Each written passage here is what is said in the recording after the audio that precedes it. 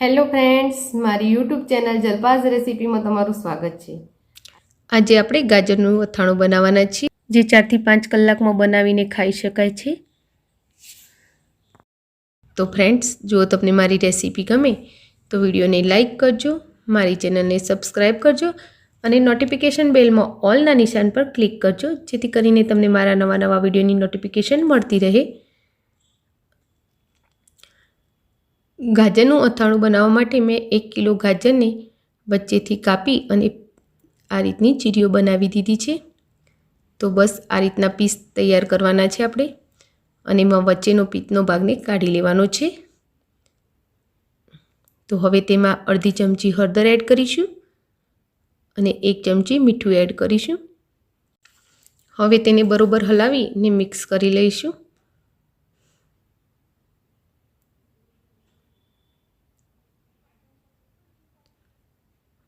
અને તેને 1 થી 1.5 કલાક માટે ઢાંકી અને મૂકી દઈશું।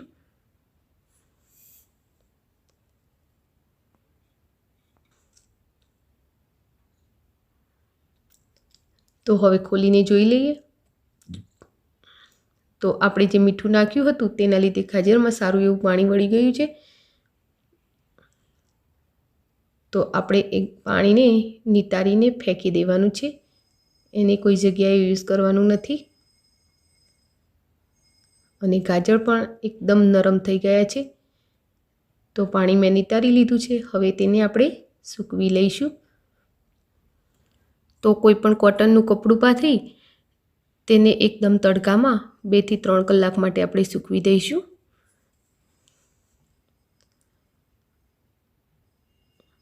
તો આ રીતે એક ચીરી ખુલ્લી રહે તે રીતે આપણે તેને સૂકવવાના છે, જેથી તડકામાં તે સારી રીતે સુકાઈ જાય। તો એક વખત આ રીતે બધા જ ગાજરના ટુકડાને ખુલ્લા કર્યા પછી ઉપર બીજું કોટનનું કપડું મૂકી અને એને આ રીતે પ્રેસ કરી લઈશું। હળવા હાથે પ્રેસ કરીશું, જેથી કરીને એક્સ્ટ્રા પાણી બીજા કપડામાં શોષાઈ જાય।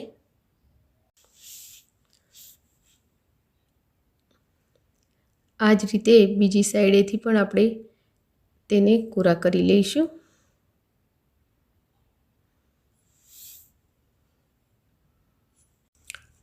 તો જો ફ્રેન્ડ્સ, તમને મારી રેસીપી ગમે તો તેને લાઈક અને શેર કરો। હજુ સુધી તમે મારી ચેનલને સબસ્ક્રાઈબ ના કરી હોય તો કરી લો અને બાજુમાં આપેલા બેલ આઇકનના નિશાનમાં ઓલના નિશાન પર ક્લિક કરો, જેથી કરીને તમને મારા નવા વિડીયોની નોટિફિકેશન મળતી રહે। તો હવે આપણે આ ગાજરને 4 કલાક માટે તાપમાં રહેવા દઈશું। તો ગાજરને તડકામાં 3 થી 4 કલાક માટે આપણે રહેવા દીધા છે અને ગાજર એકદમ કોરા પડી ગયા છે। જો ફ્રેન્ડ્સ, તમારે અથાણાને 12 મહિના સુધી સાચવવાનું હોય તો હજુ તેને થોડા સુકાવા વધારી દેવાના। હવે આપણે એક કડાઈમાં 2 થી 3 ચમચા જેટલું સરસિયું લઈ લઈશું અને સરસિયાના તેલને ગરમ કરી લઈશું। તેલ ગરમ થઈ ગયું છે, તો તેને 2 થી 3 મિનિટ માટે આપણે થોડું ઠંડુ થવા દઈશું। પછી તેમાં 3 થી 4 લવિંગ એડ કરીશું।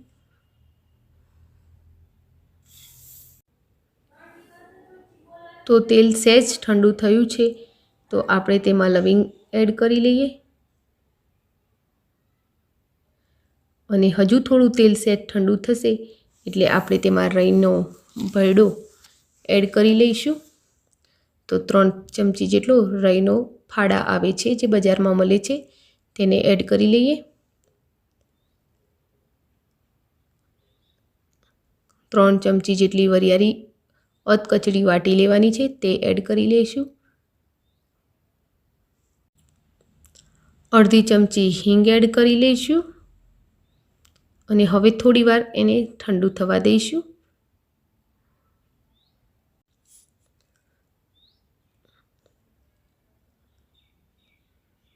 તો હવે તેલ થોડું ઠંડુ થઈ ગયું છે, તો આપણે અચાર મસાલો એડ કરી લઈએ। તો 2 થી 3 ચમચી જેટલો અચાર મસાલો એડ કરીશું। હવે તેને હલાવી સારી રીતે મિક્સ કરી લઈશું।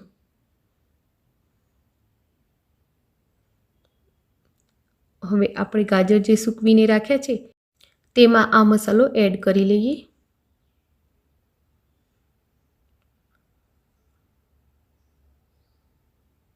અને તેને સારી રીતે હલાવી મિક્સ કરી લઈએ.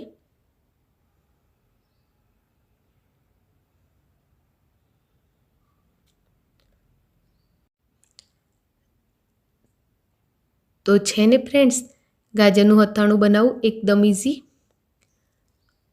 હવે તમે આને કાચની બરણીમાં ભરી સ્ટોર પણ કરી શકો છો. તો ફ્રેન્ડ્સ, તમને મારી રેસીપી કેવી લાગી એ કોમેન્ટ બોક્સમાં જરૂરથી લખજો. Thank you for watching my video. જય શ્રી કૃષ્ણ.